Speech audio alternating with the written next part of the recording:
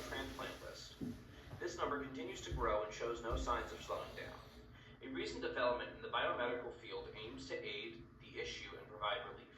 Tissue engineering is a highly technical advancement in the biomedical field that combines many biology-based practices like biochemistry and biomedical engineering. Tissue engineering is the process of forming biomaterials into patches of usable tissue to apply to wounded and diseased tissue. Some forms of tissue engineering come as sheets or scaffolding-like structures depending on its need or application case. These advancements allow us to fabricate more and more ways to help people without relying on traditional methods of transplantation. In the search for alternatives to ordinary treatments for the repair or replacement of missing or malfunctioning human tissues and organs, tissue engineering approaches are being explored as a very promising solution. Tissue engineering has been a constant thought and idea that's intrigued scientists because of its very promising, nearly limitless capabilities.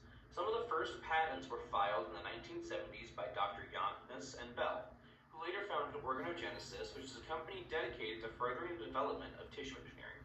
This quote from their website perfectly illustrates what the goal of tissue engineering really is. Our mission is to provide an integrated portfolio of healing and tissue solutions that improve lives while lowering the overall cost of healthcare. Tissue engineering at its core is about accessibility and opportunity.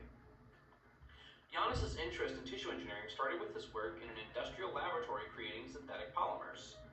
He decided to shift his focus to the medical field because he saw how the work he was already doing could be applied elsewhere.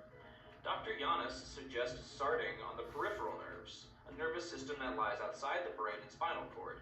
Doing this, he found out that the nerves heal much like skin does. As Dr. Janis put it, it suggested that the methodology for organ regeneration could potentially be applied to several organs.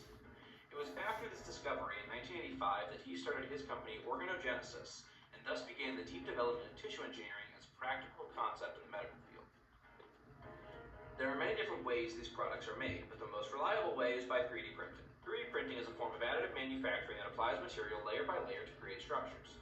The 3D printing of biological structures starts with pre-production, consisting of acquiring many 3D images and scans, designing of objects in 3D software, and the selection of biomaterials.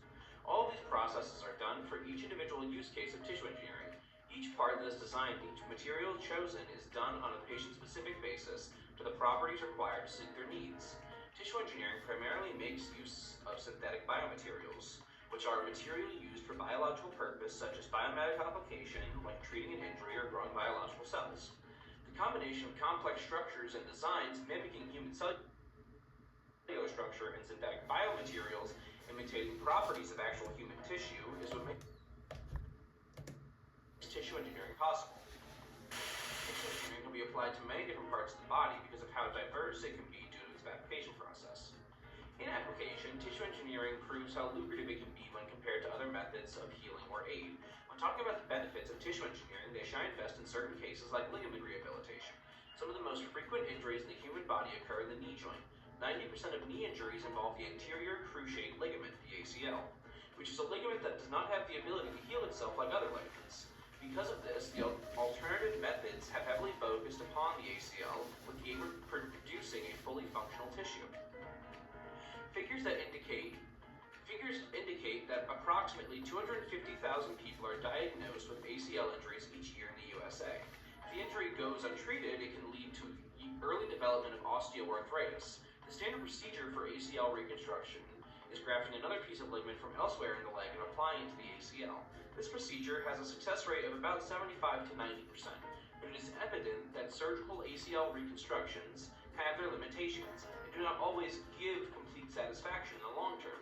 In a high proportion of patients, it affects their quality of life. Because of this dilemma, regenerative medicine could be an option, where tissue engineering of ligaments can offer a solution the problems associated with the current surgical methods. Tissue-engineered ligaments provide better performance in the long run by improved biocompatibility and the ability to integrate into host tissue. Engineered tissue has a better chance of holding up longer and staying stronger than traditional synthetic grafts. Though tissue engineering still has plenty of room for improvement, tissue engineering is still a young science, and we have barely cracked the surface of what it can do. Its capabilities look more and more promising every day.